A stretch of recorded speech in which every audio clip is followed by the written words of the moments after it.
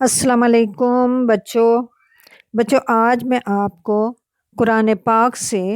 روزے کے متعلق کچھ بتاؤں گی اور ایک احادیث یا دو احادیث بھی بتاؤں گی اور روزے کی اہمیت کے بارے میں کہ کیوں اتنا اہم ہے۔ نمبر 1 یہ کہ اللہ تعالیٰ نے قرآن پاک میں فرمایا ہے یا ایہا الذین آمنوا کتب علیکم الصیام کما کتب علی الذین من قبلکم لعلکم تتقون، یعنی اے ایمان والو تم پر روزے فرض کیے گئے ہیں جیسا کہ تم سے پہلے لوگوں پر فرض کیے گئے تھے تاکہ تم تقوی اختیار کرو۔ پھر اسی طرح سے اللہ تعالیٰ نے آگے فرمایا ایام معدودات، یہ گنتی کے دن ہیں، یعنی گنے چنے دن ہیں، بہت زیادہ نہیں ہے۔ فمن کانا منکم مریضن، تو جو کوئی تم میں سے مریض ہو، او علی سفرن، یا سفر کی حالت میں ہو، من ایام اخر، فعدتم من ایام اخر، تو وہ پورے کر لے، یہ گنتی پوری کرے دوسرے دنوں میں۔ وعلی الذین، اور وہ لوگ جو یطیقونہ فدیۃ طعام مسکین، اور جو طاقت رکھتے ہو فدیہ دینے کی یعنی کھانا کھلانے کی، تو ایک مسکین کا کھانا کھلانا ہے۔ فمن تطوع خیرن، اور جو کوئی خوشی سے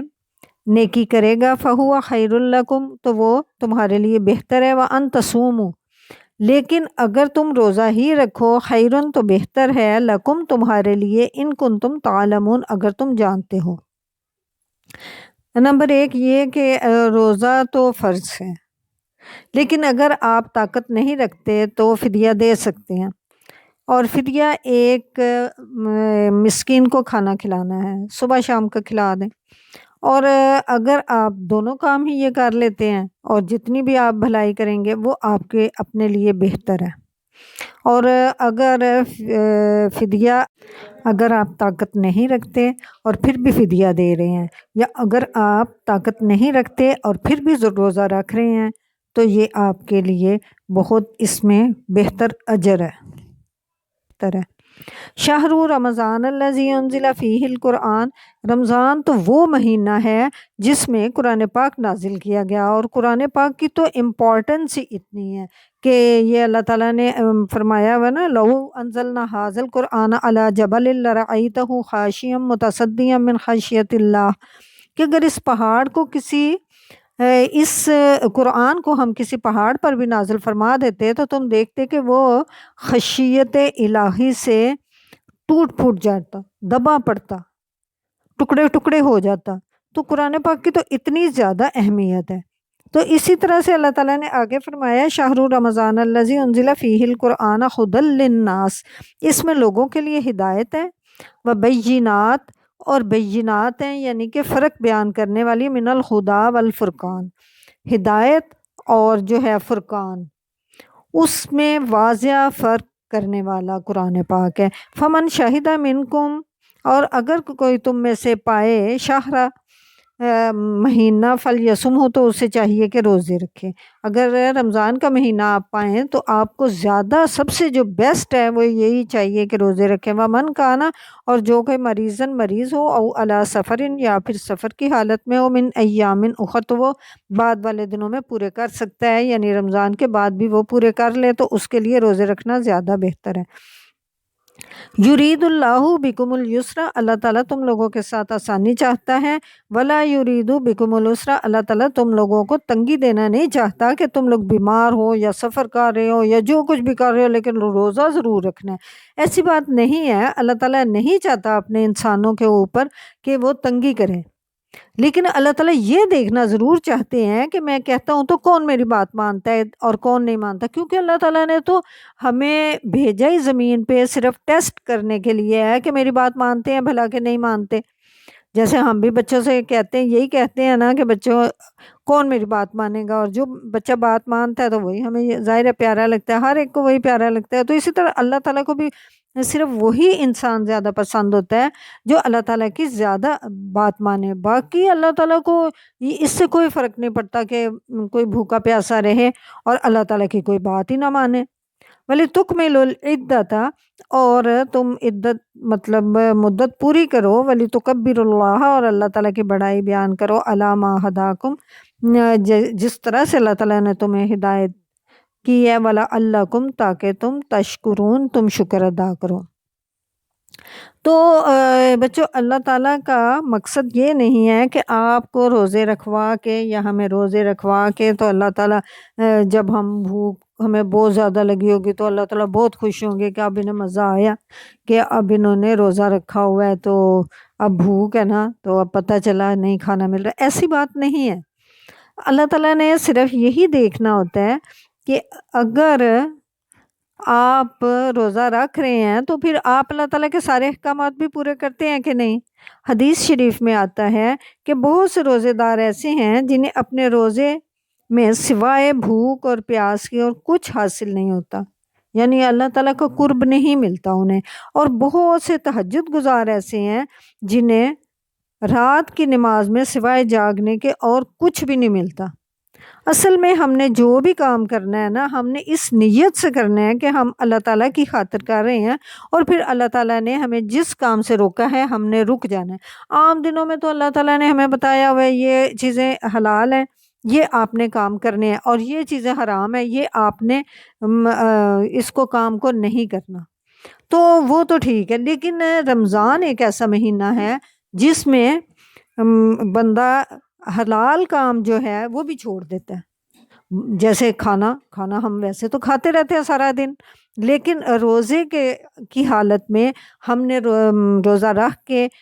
کچھ بھی نہیں کھانا، حالانکہ وہی چیزیں تو ہمارے بہت اللہ تعالیٰ ثواب دیتے ہیں اگر ہم تازہ چیزیں کھائیں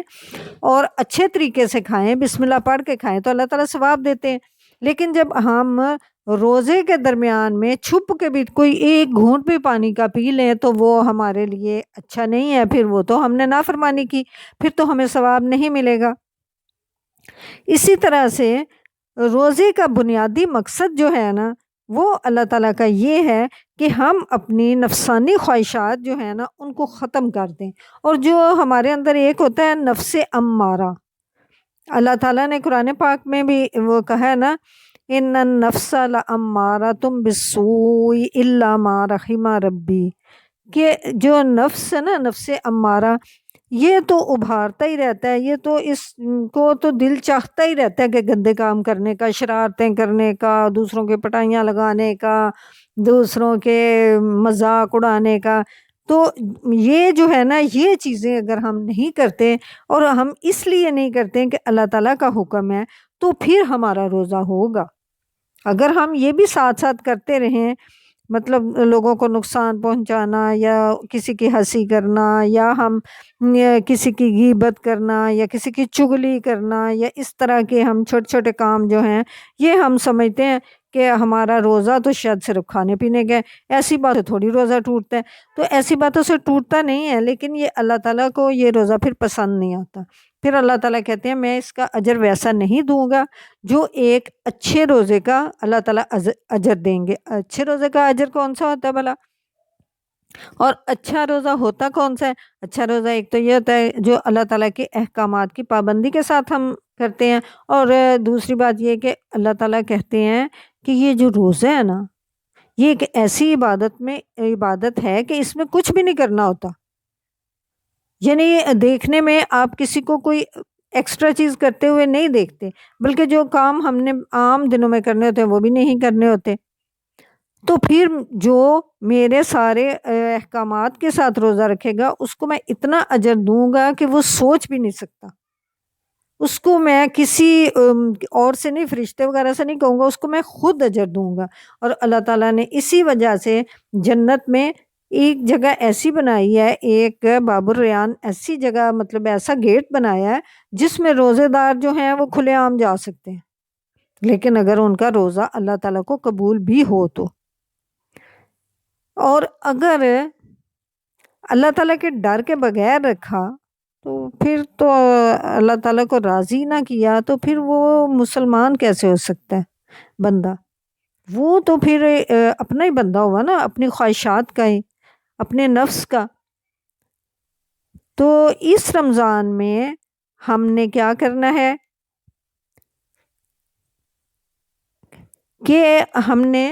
اللہ تعالیٰ کے احکامات کے مطابق ہی روزہ رکھنا ہے، اگر ہمارا جسم اجازت نہیں دیتا تو پھر ہم نے کیا کرنا ہے، ہم روزہ نہ رکھیں۔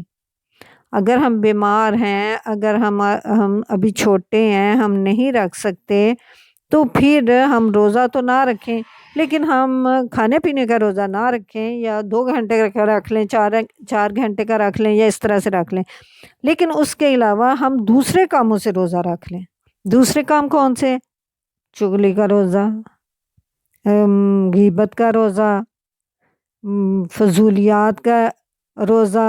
لغو باتوں سے روزہ، اور پھر اس طرح سے اپنی خواہشات، ایسی خواہشات کہ ہمارا دل چاہ رہے ہم فضول وقت ضائع کریں، ہم کوئی گندی فلمیں دیکھیں یا ڈرامہ یا کوئی ایسے کارٹونز جو اچھے نہیں ہوتے، تو پھر ہم ان کا روزہ اگر رکھ لیں تو پھر بھی اللہ تعالیٰ ہمیں بہت زیادہ اس کا بھی اجر دیں گے۔ یہ نہیں ہے کہ صرف ہم بھوکے پیاسے رہیں سارا دن اور کام اپنی مرضی کے کرتے رہیں تو ہم سمجھے ہمارا بہت اچھا روزہ ہے۔ اور دوسری بات یہ کہ سحری کے وقت سارے اٹھے ہوئے ہوتے ہیں، تو اللہ تعالیٰ نے قرآن پاک میں فرمایا ہوا ہے وَبِالْأَسْحَارِ هُمْ يَسْتَغْفِرُونَ، یعنی وہ لوگ جو ہیں وہ سحریوں کے وقت، جو اللہ تعالیٰ کے پسندیدہ بندے ہیں، وہ سحریوں کے وقت اٹھ کے اللہ تعالیٰ سے مغفرت طلب کرتے ہیں۔ تو جب آپ اٹھے ہوئے ہوں تو آپ پھر اس وقت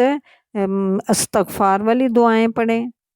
جیسے 5واں کلمہ تو ہے ہی، پنجم کلمہ استغفار ہے، استغفر اللہ ربی من کل ذنب اذنبتہ عمدا او خطا سرا۔ اسی طرح سے اور بھی جو ہیں دعائیں وہ ساری آپ پڑھ سکتے ہیں۔ اور اس کے علاوہ ایک اور جگہ اللہ تعالیٰ نے فرمایا ہے سورہ بنی اسرائیل میں ان قرآن الفجر کانا مشہودا، کہ سحری کے وقت، سحری کے بعد جو ہوتا ہے فجر کا ٹائم، فجر کا قرآن پاک جو ہے یہ اللہ تعالیٰ کے سامنے گواہ بن کے آئے گا۔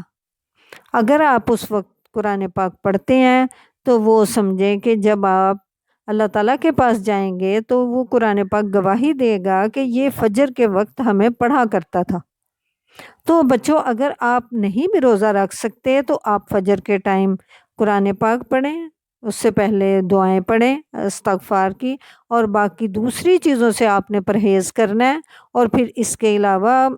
اگر آپ ایک روزہ دار کو افطار کرواتے ہیں تو پھر آپ کو بھی پورے روزے کا ثواب ملتا ہے، اس کے روزے میں سے کمی نہیں ہوتی اس کے ثواب میں سے۔ وہ کس طرح سے بھلا؟ کہ اگر آپ گھر میں بھی ہیں نا تو آپ کسی کو چیز ہی پکڑا دیں کہ یہ لیں مما آپ، یہ لیں پانی، مما آپ کھجوریں یہ لیں، یا کوئی بھی جو آپ کے پاس، مطلب مما کام کر رہی ہیں یا ادھر دوسرے کو دیکھ رہی ہیں، یا کسی اپنے بہن بھائی کو آپ پکڑا دیں، تو اس طرح سے آپ ایک اچھا ثواب لے سکتے ہیں۔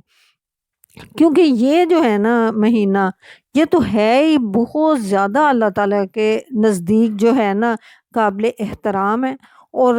بہت زیادہ فیوریٹ ہے اللہ تعالیٰ کا۔ اس میں کوئی بھی کام کرے نا تو اللہ تعالیٰ ویسے تو 10 گنا ثواب دیتے ہیں، لیکن اس کے بعد اگر اللہ تعالیٰ کا کوئی فیوریٹ ہو 70 گنا بھی دے دیتے ہیں، اور پھر 700 گنا بھی دے دیتے ہیں۔ لیکن رمضان میں تو اللہ تعالیٰ نے اپنا ہاتھ بہت کھلا رکھا ہوا ہوتا ہے کہ بہت زیادہ ثواب دے دیتے ہیں۔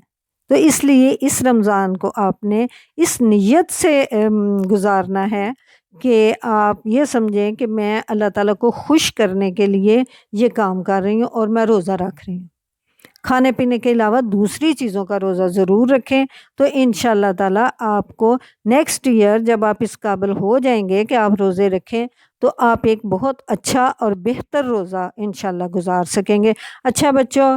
آج کا روزے سے متعلق اتنا ہی، اور میرا خیال ہے کہ میں رمضان میں آپ لوگوں کو چھوٹی چھوٹی دعائیں روز کی بتایا کروں گی، تو انشاءاللہ وہ آپ لوگ ضرور پڑھا کرنا۔ اللہ حافظ۔